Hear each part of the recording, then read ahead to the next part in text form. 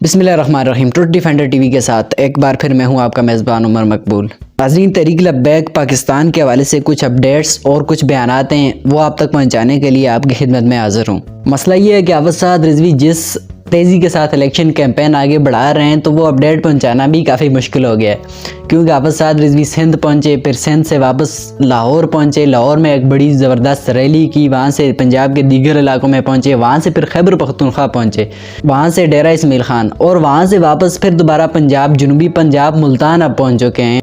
डेरा इस्माइल खान, जहाँ पर मौलाना फजलुर रहमान और अली अमीन गंडापुर के दरमियान गुज़श्ता इलेक्शन में मुकाबला रहा, वहाँ हाफ़िज़ साद रिज़वी पहुँचे। वहाँ की सूरत हाल क्या रही और हाफ़िज़ साद रिज़वी ने वहाँ पर क्या खिताब किया, वो आपको दिखाएंगे। बाग़े जना कराची में तहरीक लब्बैक पाकिस्तान ने जो जलसे का ऐलान किया था, उसकी तारीख का ऐलान हाफ़िज़ अनस हुसैन रिज़वी ने कर दिया है। वो क्या तारीख है, वो बयान आपको दिखाएंगे। PTI रहनुमा बल्कि कायम मकाम सदर शेर अफजल मरवत, इन दिनों तहरीक लब्बैक पाकिस्तान के रहनुमाओं के दरमियान उनकी तस्वीर वीडियोज़ आ रही हैं, और गुज़श्ता दिन वो लब्बैक या रसूलुल्लाह के नारे लगाते भी दिखाई दिए। तो इसकी क्या वजूहात या क्या अपडेट है, वो भी आपको बताएंगे। जियो न्यूज़ ने अपनी हेडलाइंस में तहरीक लब्बैक पाकिस्तान को भी शामिल करने की जसारत की है, तो वो भी दिखाएंगे। वीडियो में आगे बढ़ने से पहले आपसे गुजारिश है कि कुछ हथौड़ा या फिर कोई चीज़ उठाकर सब्सक्राइब के बटन और इस वीडियो के लाइक के बटन पर दे मारें। और अगर आप तहरीक लब्बैक को सपोर्ट करते हैं तो कमेंट सेक्शन में TLP जिंदाबाद या फिर अपने हल्की की सूरत हाल कमेंट सेक्शन में जरूर दर्ज करें। खैबर पख्तूनख्वा ये वो सूबा है जहाँ तहरीक लब्बैक की सपोर्ट काफ़ी कम है।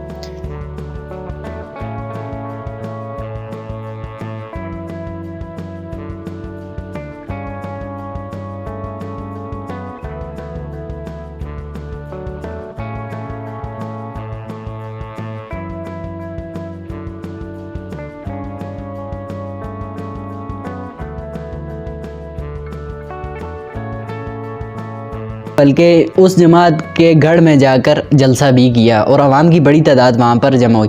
और गुज़श्ता कुछ सालों से यहाँ पर डॉक्टर शफीक अमीनी जो तहरीक लब्बैक KPK के अमीर भी हैं, उन्होंने बड़ा अच्छा काम यहाँ पर कर रहे हैं और अवामी हमायत में यहाँ पर TLP के लिए काफ़ी बढ़ती जा रही है। और दीगर बड़ी जमातों के होते हुए हाफ़िज़ साद रिज़वी के लिए अवाम की इतनी बड़ी तादाद का बाहर निकलना, ये काफ़ी तब्दीली दिखाई दे रही है। और मौलाना फजलुर रहमान करते तो मजहबी सियासत हैं, अवाम में अपने आप को एक मजहबी लीडर और दीनी निज़ाम के लिए जद्दोजहद करने वाला साबित करते हैं, लेकिन जब दूसरी तरफ हुकूमत बनती है किसी का तो उसके साथ दिखाई देते हैं, कभी पीपल्स पार्टी के साथ, कभी नून लीग के साथ। तो अवाम को समझना चाहिए कि अगर पाकिस्तान में कोई दीन आ सकता है किसी जमात के ज़रिए तो वो TLP है। तो हाफ़िज़ साद रिज़वी ने डेरा इस्माइल खान में जो बयान दिया वो मुलाहिज़ा फरमाइए।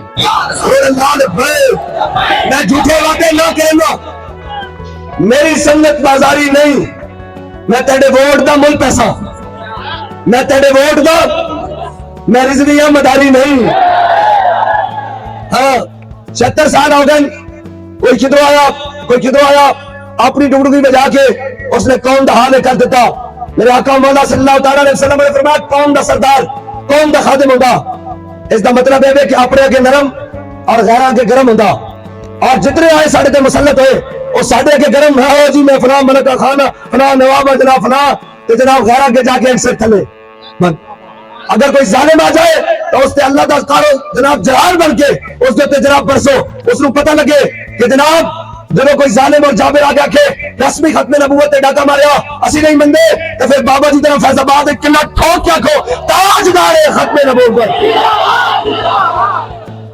साडी जमात का नाम है तहरीक लब्बैक पाकिस्तान, साडा निशान है क्रेन, तो इंशाअल्लाह क्रेन सारे जालिमा उल्टा लटकाएगी और सारा गंदा निजाम चुप के बाहर सटेगी और मोहम्मद अरबी का दीन ताकत ले आएगी।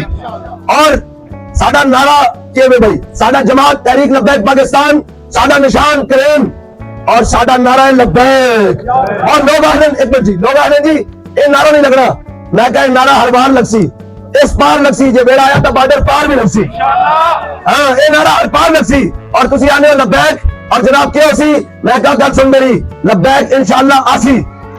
हजे तक सैलाब आया कौम ना खड़ी हुई, तो कौम ने पैसे लुटे 50-30 साल 50-50 साल तो खानदान का खानदान हाकिम जनाब जाबिर बने हुए हो। अगर इन्हें काम ना किया तो साथ पावने की लोड़ है, हाथ इन्होंने गिरबान चोसी असी ना नसन ना देने, ना आप नसे ना ना समझेंगे कि कौम की खिदमत वास्ते आया और खिदमत कर सन चाहे कौम ना खड़े हो सन, और जब कौम की खिदमत हो सी तब इन अड़े सर में ताज हो सन।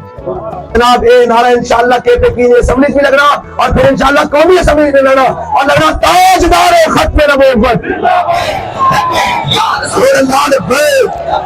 तो ये बयान आपने सुना। बढ़ते हैं अगली अपडेट की तरफ। हाफिज साद रिजवी ने गुज़श्ता रोज़ मुल्तान में एक बड़े जलसे से खिताब किया। इससे पहले उन्होंने रैली की क़यादत की। तो ये मनाजर आप देखें किस तरह आवाम का जमे गफ़ीर हाफिज साद रिजवी के साथ दिखाई दे रहा है।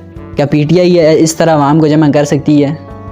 शायद कर ले, लेकिन इस इलेक्शन में जो सूरत हाल PTI की है वो आपके सामने ही है। PTI नाम की कोई जमात नहीं है, सिर्फ आज़ाद उम्मीदवार हैं। अब नून लीग के बारे में सोचें, ऐसा कर सकती है?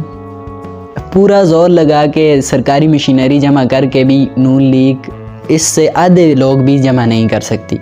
तो अगर नवाज़ शरीफ या नून लीग का कोई और बंदा वज़ीर आज़म बनने के ख्वाब देख रहा है तो वो किस तरफ देख रहा है ये आपको पता है। मुल्तान में हाफिज साद रिजवी ने क्या खिताब किया वो मुलाज़ा फरमाएं।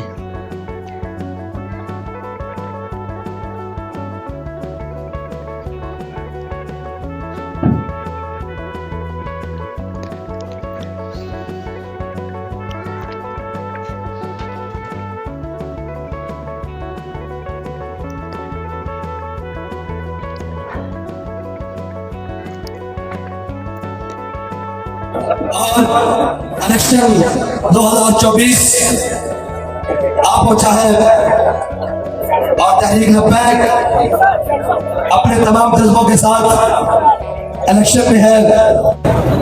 और इस वक्त हमारा मुकाबला उन तमाम जमातों के साथ है, उन तमाम सरदारों और वडीरों के साथ है, उन तमाम जालिमों और चाबरों के साथ है जो अपने आप को ताकतवर समझते हैं। हम इस वक्त जिनकी आंखों में आंखें डालकर बात कर रहे हैं और जिन्होंने इस पाकिस्तान को 76 सालों में इस लिहाज तक पहुंचाया है कि आज भी इलेक्शन में 10-10 दफा और 5-5 दफा बरसरे इक़्तिदार आने वाली जमातें कौम से ये वादे कर रही हैं कि हम बिजली पूरा करेंगे, हम रोटी पूरा करेंगी, हम जनाब कौम को नाली, सड़क और खंबा लगा कर देंगी।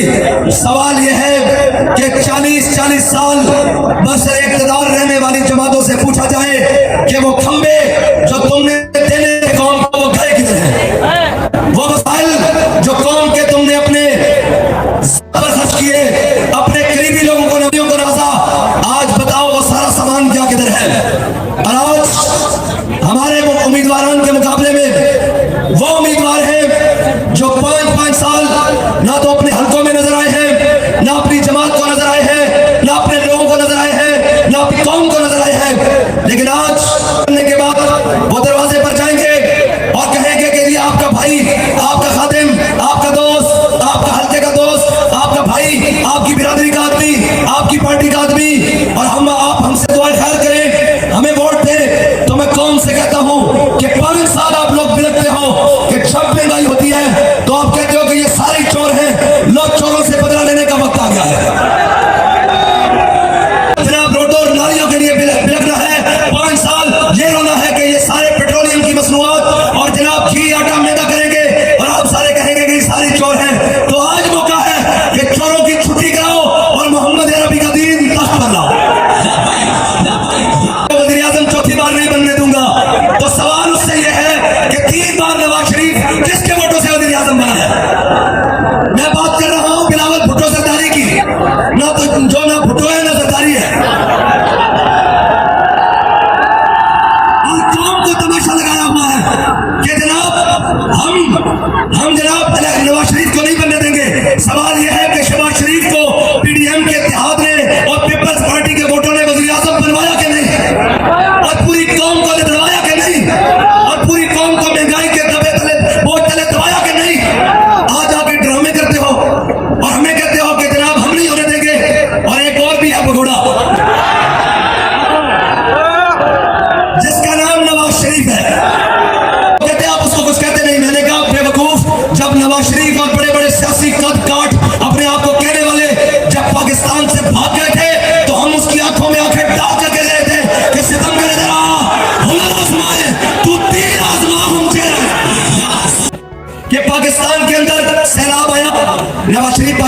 आया? सही सही बताना।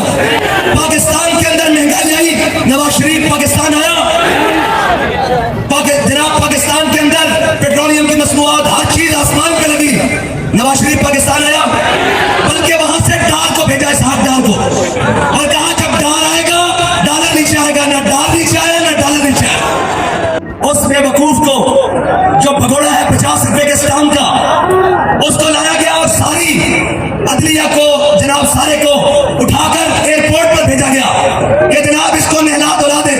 और फिर मजे की बात, जब वो जालिम शहबाज शरीफ वज़ीर आज़म था तो यहाँ से पूरी काबीना भरकर, यहाँ से जहाज भरकर लंदन लेकर जाया गया और कहा गया जनाब ये जो आपने पाप किए हैं बताएं इनको धोना कैसे है। आप हाथ के इतने सफाई वाले निकले, इतने कारीगर हैं किबला, ये तो अब ना एस्टेब्लिशमेंट को समझ आ रही है ना ब्यूरोक्रेसी को समझ आ रही है। ये जो आपने चोरियां की है इनको मिटाना कैसे है। जब यहाँ से पूरी काबीना भर के जहाजों की लंदन लेके जाई गई, किबला आपकी जरूरत कौम को तब थी। हम कहते हैं कि आप कौम के लिए आए हैं। अगर आप जनाब कोट लखपत जेल से निकलकर जनाब रायगंज आते और मेरे पाकिस्तान आते, हम कहते कि जनाब ये कौम के लिए आया है। जो रोता हुआ यहाँ से प्लेटलेस नीचे गिराकर भाग गया है वो कहता है मैं कौम के लिए आया हूँ। शर्म तुमको मगर आती नहीं। नवाज शरीफ की वालदा मोहतरमा दुनिया से चली गई।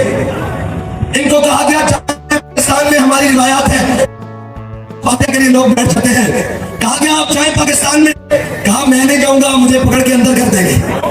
और मैं कहा चलिया जरा मां वास्ते नहीं आया और कौम वास्ते आया। बढ़ते हैं अगली अपडेट की जानब। तहरीक लबैक पाकिस्तान ने बाग़ जना कराची में एक बड़े जलसे का ऐलान कर रखा है जहां हाफिज़ साद रिजवी खिताब फरमाएंगे। एक बयान में इसका ऐलान किया है, वो क्या बयान है आप भी देखिए। और 4 तारीख को आपने किधर आना है? 4 तारीख को किधर आना है? जनाब में आना है। और आकर क्या बता रहे हैं? कराची किसका है? कराची किसका है? हाफिज़ साद रिजवी ने नौजवानों के हवाले से खुसूसी पैगाम जारी किया है, वो क्या पैगाम है आप भी देखिए। स्किल से भरा हुआ नौजवान तैयार किया। शायद हमारे शाफिया और हमारी हुकूमतों का इस तरफ ज़हन नहीं है। कोरोना के बाद 30 to 35 तक पाकिस्तान के अंदर एक मसाइलिस्तान बनेगा। जवान को अगर उसको मुल्क से बाहर भी भेजना है उसको बाहुनर करें। इमरान खान ने भी बात की थी सऊदी अरब वालों से, हमारे लोगों को मजदूरी पर रखें, मजदूरी पर नहीं रखें, उन्हें बाहुनर करके भेजें। वो IT के डिपार्टमेंट में जाए, वो कंस्ट्रक्शन के डिपार्टमेंट में जाए। हम ये चाहते हैं कि अपने नौजवान को बासलाहियत हुनरमंद करें। इस टाइम IT की दुनिया बहुत बड़ी दुनिया, उससे इसको आरास्ता करें, तालीम से आरास्ता करें ताकि वो दुनिया में कहीं भी जाए मजदूरी नहीं साफ बन के। PTI के रहनुमा और PTI में इस वक्त बड़े जो मशहूर हैं शेर अफजल खान मरवत, तहरीक लबैक पाकिस्तान के रहनुमा है, एक रहनुमा है, उनके साथ उनकी तस्वीर वीडियो भी सामने आई और गुज़श्ता रोज़ उनकी गाड़ी में जाते हुए भी वीडियो सामने आई। मामला ये है कि शेर अफजल मरवत भी समझते हैं कि PTI इस वक्त जमात नहीं है, ना ही PTI का इंतखाबी निशान मौजूद है, और जो लोग इलेक्शन में जा रहे हैं वो आज़ाद हैसियत से जा रहे हैं। और काफ़ी हद तक ये खदशा है कि वो लोग अगर जीत गए तो नून लीग के साथ हुकूमत में शामिल कर लिए जाएंगे। तो इसलिए ये भी खबरें सामने आ रही हैं कि कुछ इलाकों में शेर अफजल मरवत ने PTI के लोगों को कहा है कि वो TLP को वोट डालें। और ये बहुत ज़बरदस्त मनाजर सामने आ रहे हैं कि जब TLP की रैली जा रही थी तो शेर अफजल लबैक के नारे लगाते दिखाई दे रहे हैं और TLP के कैंडिडेट के साथ भी उनकी तस्वीर सामने आ रही हैं। तो अल्लाह करे शेर अफजल मरवत PTI के लोगों को समझा पाएँ कि उनका वोट, हाँ वो उनका वोट पड़े जो ज़ाया ना हो।